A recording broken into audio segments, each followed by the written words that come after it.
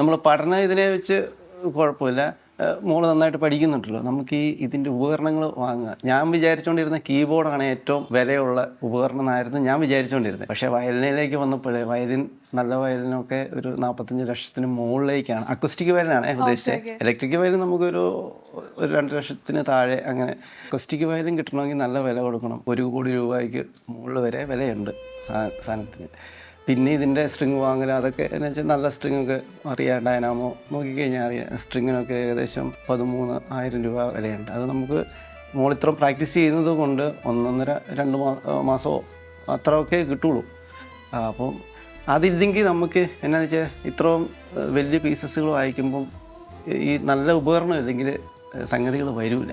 അതായിരുന്നു നമുക്കൊരു പ്രതിസന്ധിയായിട്ട് ഉണ്ടായിരുന്നത്. പക്ഷേങ്കിൽ ഓരോ സമയത്തും തമ്പുരാൻ ഓരോ ആളെ സെറ്റാക്കി അങ്ങനെ നമ്മളെ കൊണ്ടുപോയിക്കൊണ്ടിരിക്കുന്നു.